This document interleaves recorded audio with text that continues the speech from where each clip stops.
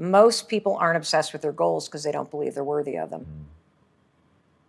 It's easy to dream about what you want, but in between where you are and what you want, there's a tremendous amount of stuff you got to change and do.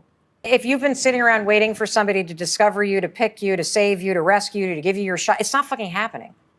Like, at some point, you got to wake up and realize when you're 18 and you're out of that house, you have to parent yourself. Your life is your responsibility.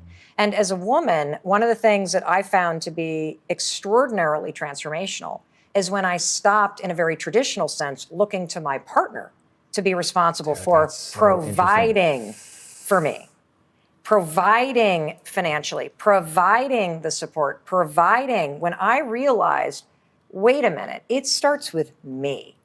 I have to be able to figure out how to make myself happy. That's, by the way, the secret to a happy relationship. Marry somebody who's happy and work on your own happiness. Preach. And so when you stop outsourcing your happiness, your validation, your support, all of it, and you bring it back in and you get responsible for it, it sounds scary. It's so liberating because you could do anything. When you're responsible, when you're the driver of your life, when you're not looking out to anybody else to fix it for you. Can you ask for help? Of course. But the buck stops with you. You're the one that has to do the work. You're the one who has to push your own ass. You're the one who has to figure out what makes you happy. You're the one who has to figure out and become self-aware about what you need. And then you're the one that has to find whatever it is, the courage or being humble enough to ask for help.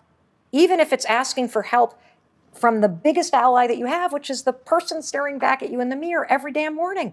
And if you have a lot of trauma in your background, or you were raised by somebody who beat the shit out of you or told you were a piece of shit, or if you've had to deal with microaggressions or racist, discriminatory, systematic crap your entire life, you have been given the message over and over and over, even though it's not true, that you don't deserve it, that there's something wrong with you. And if you don't, at some point, be defiant against what the world or your caregivers or your past experience has pounded into your brain incorrectly, unfairly, you will forever be stuck with that story. You are not responsible for what happened to you. You survived what happened to you. But you do have a responsibility to heal yourself and to do the work to change so that you can be the happy, fulfilled person that you were born to be. So people can do all kinds of shit to you.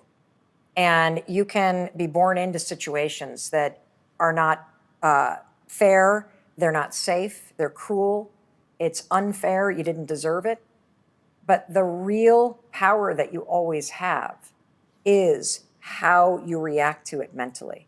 I'm not saying put lipstick on a pig and ignore the very real problems you're facing. I'm saying it begins with your mental attitude about your own ability to face it and to survive it and to move past it. That's what I'm saying.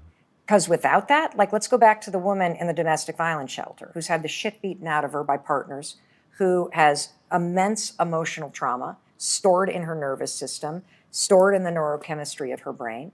She has an extraordinary amount of hurdles to get through in her life to heal, to be safe, to break patterns that are associated with the trauma that she's experienced as a child, the trauma that she experienced in romantic relationships, the physical abuse.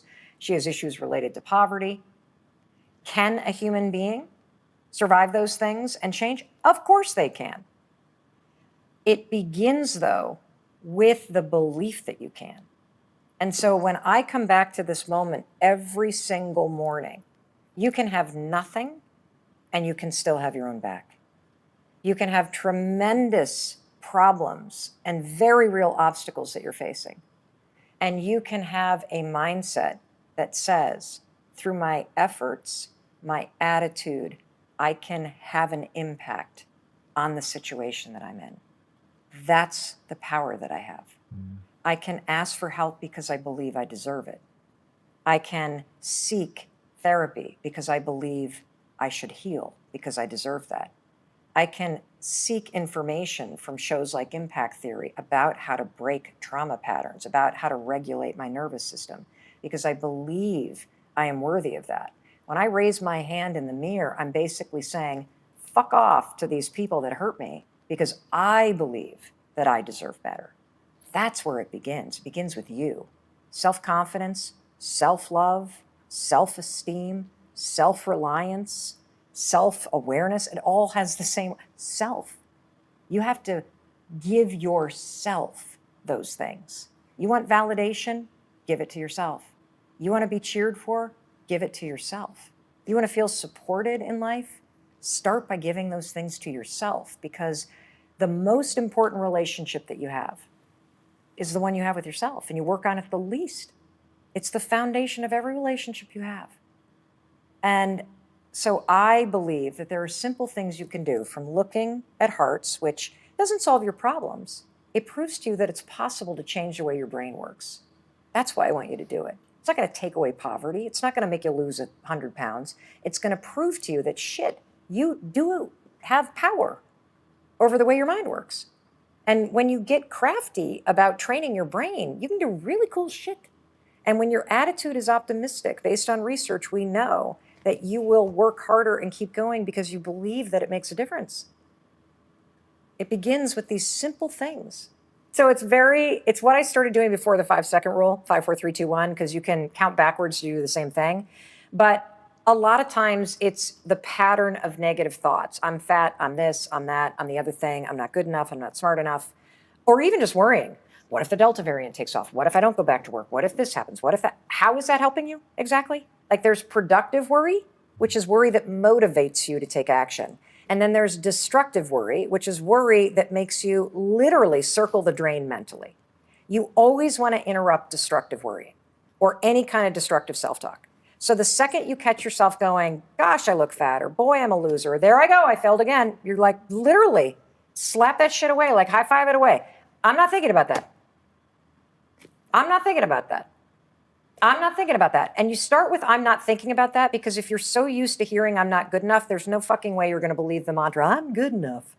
Because the thing about mantras are, and this is why most mantras are bullshit, is they don't work unless you believe them. And so there is power in creating what's called a meaningful mantra. But the first step to getting control of the negative self-talk is interrupt that shit. Don't listen to it. I'm not thinking about that. I'm not thinking about that. And then what I want you to do, so do that for a day. I'm not thinking about that. I'm not thinking about that. If you have any kind of thought that makes you feel bad, that you don't like, I'm not thinking about that. The next day, start to notice, what are the patterns in terms of the thoughts that come up? You know, when I was writing this book, one of my daughters talked about the fact that she's constantly feeling like she's not a good person. And so, for example, she missed a dentist appointment. And because she's constantly thinking, I'm not a good person, missing the dentist appointment becomes evidence. See? There I am again. I missed the dentist appointment. I'm not a good person. No. Are you kidding?